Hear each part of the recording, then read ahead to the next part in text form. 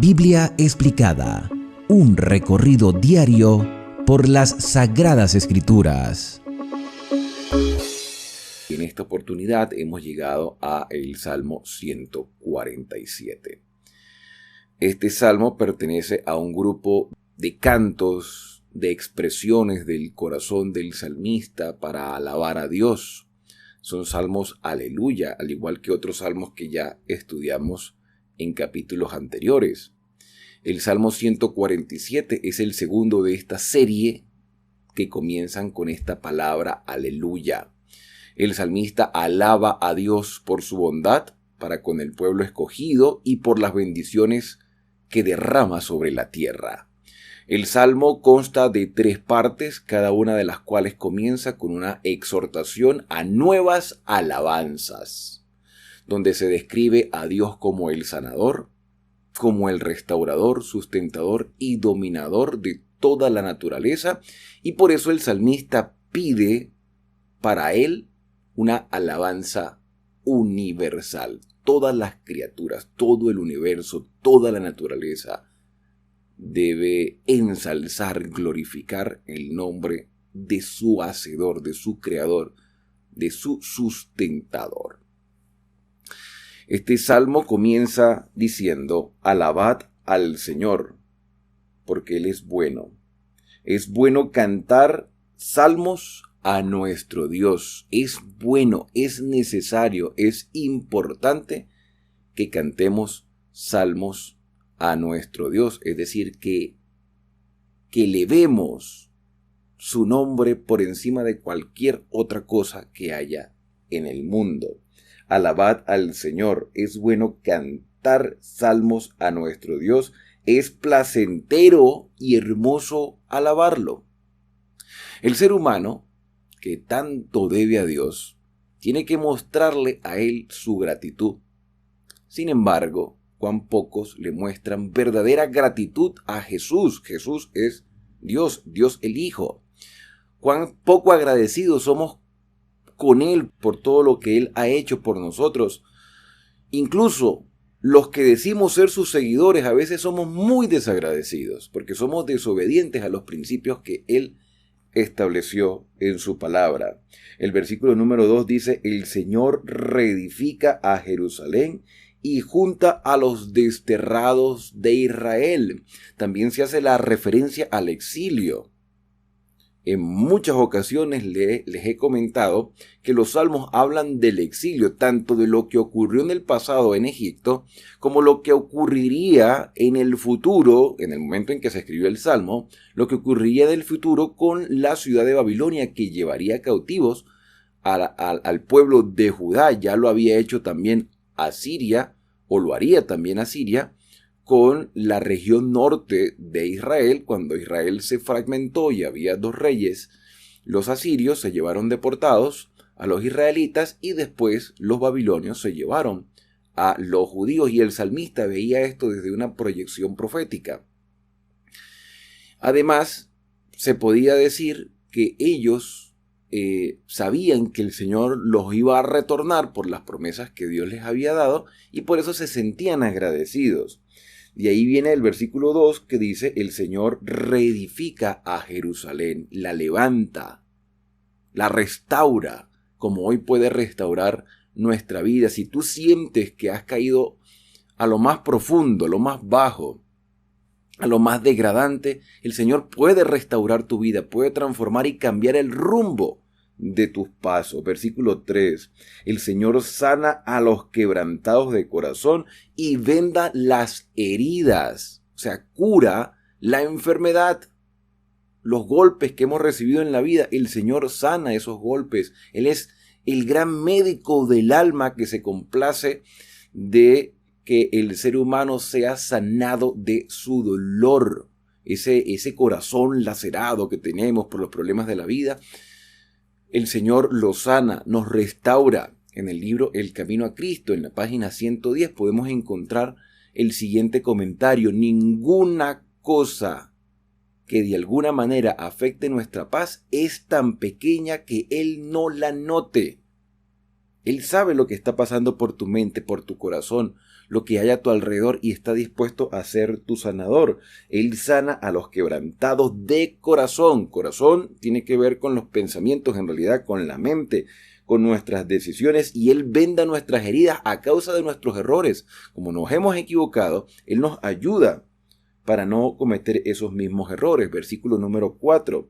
Él cuenta el número de las estrellas y a todas las llama por nombre. Muchas veces decimos, el espacio es infinito, pero Dios, que sí es infinito, Él cuenta su propia creación, las estrellas, que para nosotros son inalcanzables. Dios, que las creó, sabe cuántas hay y sabe cómo se llaman porque Él les colocó el nombre.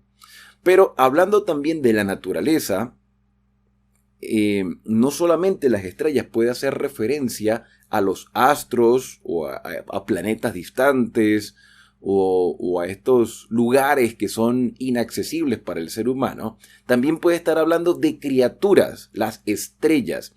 Yo les dije desde el Salmo 144 que los salmos nos ayudan a entender el libro de Apocalipsis. Y en el capítulo 1 de Apocalipsis, es decir, este final de los salmos, estos salmos finales, nos permiten tener referencias o claves para entender los mensajes del libro de Apocalipsis. En el capítulo 1 vemos al Señor Jesús que tiene en su mano derecha 7 estrellas. Y en ese mismo capítulo se da la interpretación de las estrellas y dice que las estrellas son los ángeles de las 7 iglesias.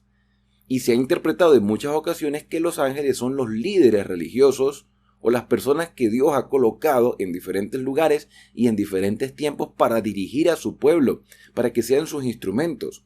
Entonces, cuando se habla de estrellas, no solo se habla de los astros, sino que también puede estar hablando de criaturas, de seres celestiales, de ángeles que conoce por su nombre y que sabe cuántos hay. También nos conoce a nosotros, sabe cuántos habitantes hay en este planeta. Hoy podemos hablar de estadísticas. Podemos decir, hay 8.500 millones de habitantes, todos los días nacen entre 300 a 350.000 personas, todos los días mueren entre 200 a 250.000 personas, pero son estadísticas aproximadas, no hay una exactitud. Dios conoce su creación con exactitud, hasta puede conocer el número de cabellos que hay sobre nuestra cabeza. Sabemos que hay muchos, pero no sabemos cuántos. Dios sí lo sabe. Dios sabe lo que yo no sé. Él cuenta el número de las estrellas y a todas llama por su nombre. Versículo 5. Grande es nuestro Señor, de mucho poder, y su entendimiento es infinito. Esto quiere decir que aunque nuestro mundo es finito, aunque es grande para nosotros, para Dios es pequeño, aunque el universo es inalcanzable para el ser humano, Dios lo alcanza, porque Él sí es infinito.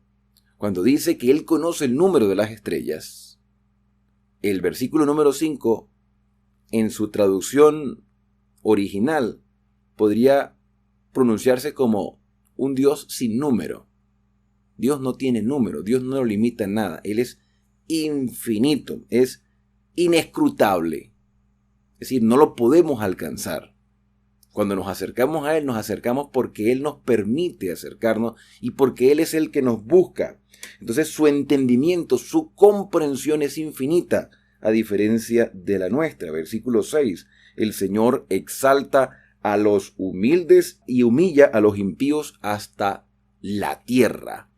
El Señor es el que rige las enormes estrellas en su órbita y está dispuesto a sostener a los humildes de espíritu, a los que le reconocemos como un Dios grande, a los que le respetamos, a los que le obedecemos.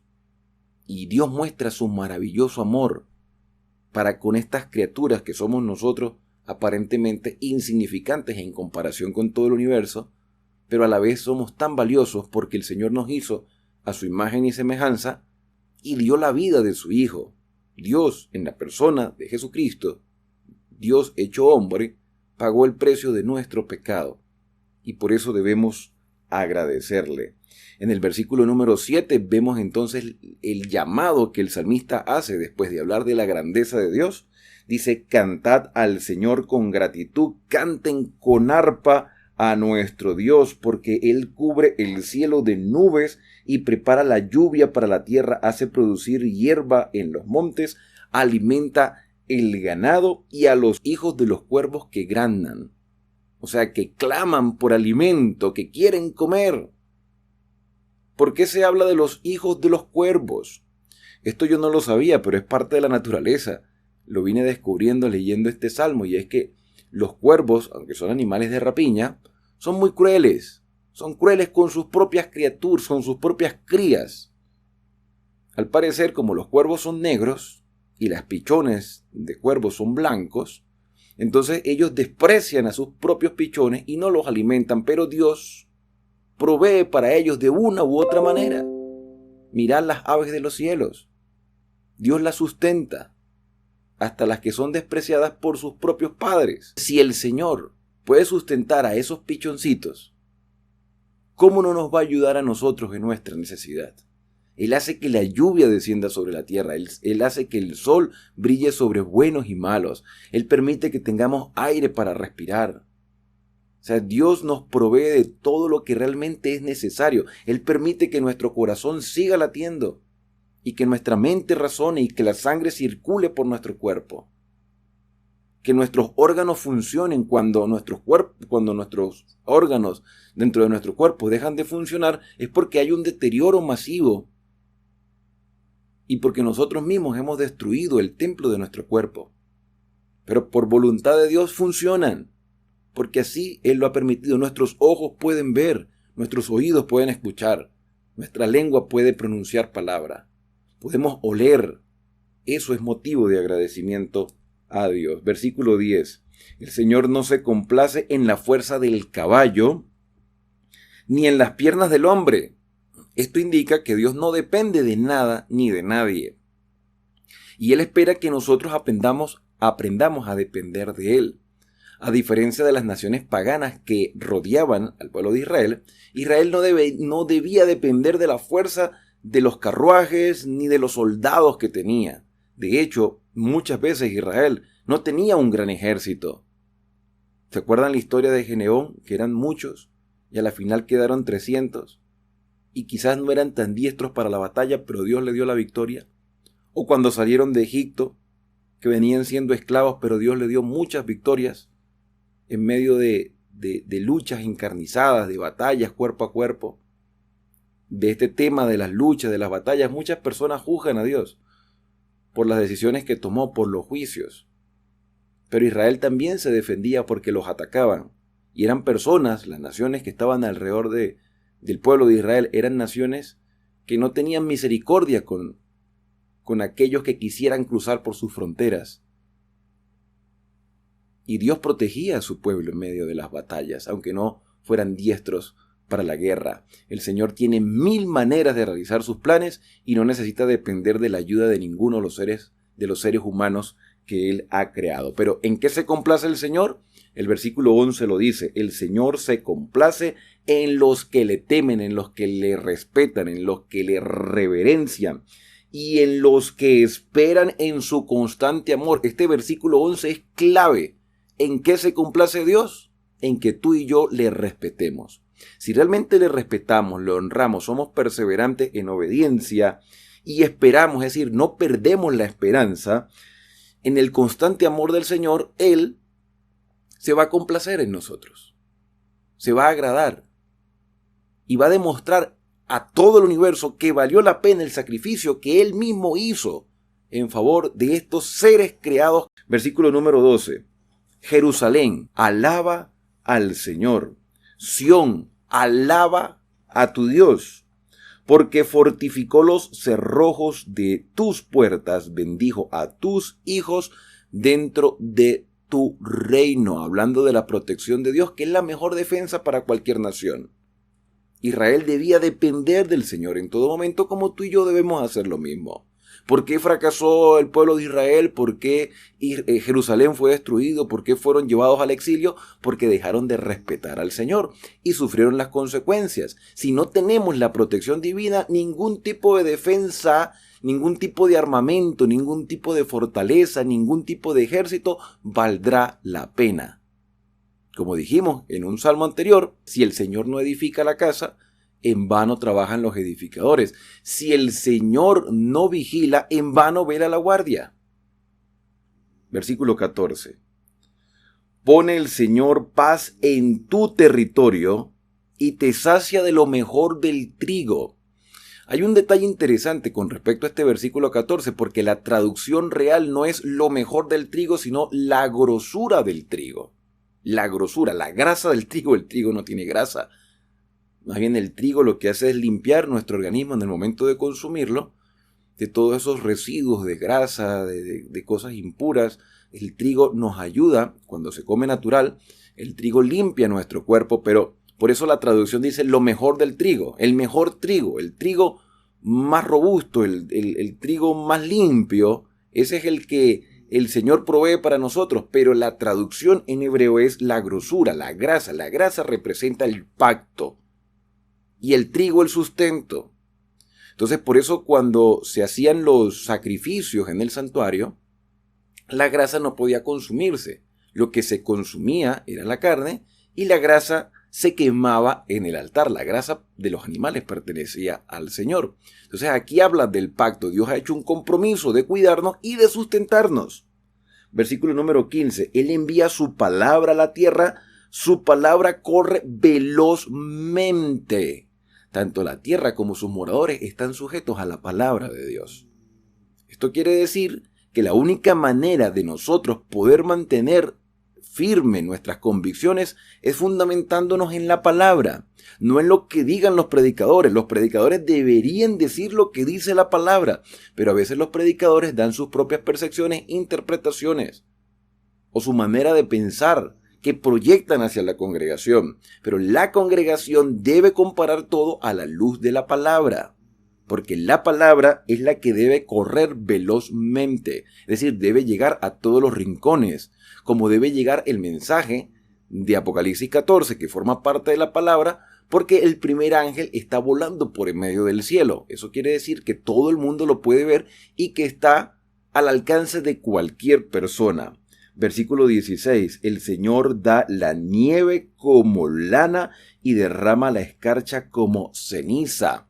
También se utiliza la palabra pedazos o granizo. Es decir, que Dios permite que todas estas efectos naturales lleguen sobre la tierra. Dios es el que establece los tiempos y mantiene el control del clima. Es decir, cuando cae el hielo se va despedazando y van cayendo los pequeños granizos. Incluso llega un momento en que se despedaza tanto que solamente caen gotas de agua. Dios tiene el control del clima. Envía el hielo en forma de granizo y su frío, ¿quién lo podrá resistir? Envía su palabra y derrite este granizo, este hielo, lo derrite, agita sus brisas y fluye el agua. Revela su palabra a Jacob, en este caso Jacob, que hace alusión al pueblo de Israel, y el pueblo de Israel debía ser una luz al mundo porque tenía la revelación. Dios revela su palabra a Jacob, Dios revela su palabra a su pueblo, Dios revela a quienes le temen su voluntad, y esa voluntad debe transmitirse a las demás naciones por testimonio. Por ejemplo, sus normas y sus juicios a Israel. Versículo 20. No hizo así con ninguna otra nación. O sea, fíjate el privilegio, la responsabilidad que tenía la nación israelita, pero lamentablemente no todos cumplieron ese objetivo. Hoy la misma responsabilidad la tiene la iglesia. La iglesia del tiempo del fin tiene esa misma responsabilidad, porque somos el Israel espiritual, que creemos en el Dios creador, que creemos en el pacto que Dios hizo para con Abraham, que creemos en los mandamientos que Dios escribió con su propio dedo y se los dio a Moisés. Dios tiene el control de la naturaleza, Dios provee su palabra, creemos en Jesucristo, que es Dios hecho hombre, y esto no lo hizo con ninguna nación, ni les dio a conocer sus juicios, por lo tanto, alabado sea el Señor. Así termina este Salmo 147. ¿Qué te ha parecido este salmo? ¿Te motiva a alabar al Señor? ¿Te motiva a ser perseverante? ¿Qué versículos te llamaron más la atención de este salmo? A mí me gustó mucho, creo que el centro de todo este salmo está en el versículo número 11, porque el Señor se complace en los que le temen y en los que esperan en su constante amor, es decir, no pierden la esperanza. Este es un salmo que fortalece esa esperanza y nuestra fe. Vamos a orar. Querido Padre, muchas gracias, Señor, porque en tu bondad, en tu constante amor, en tu misericordia, podemos conocer tu voluntad y vivir de acuerdo a ella. Permítenos cada día, Señor, ser fortalecidos por tu palabra. Gracias porque tienes el control de todas las cosas y porque sanas a los quebrantados de corazón. Entiendes lo que hay en lo profundo de nuestro ser y nos ayudas en nuestra debilidad. Permite, Señor, que este salmo sea una realidad en nuestra vida y que podamos proclamarlo al mundo como la verdad presente que nos has dejado. Son agradecimientos que hoy te hacemos en el santo y bendito nombre de Cristo Jesús. Amén. Bien, la invitación es para que puedas acompañarme en el próximo capítulo, el Salmo 148, porque ya estamos a punto de terminar este libro de los Salmos. Que la bendición de Dios te acompañe a lo largo de este día y no olvides suscribirte a este canal de esperanza y compartirlo con otras personas para que ellos también puedan disfrutar de lo que tú y yo hoy estamos disfrutando en el estudio de la palabra de Dios.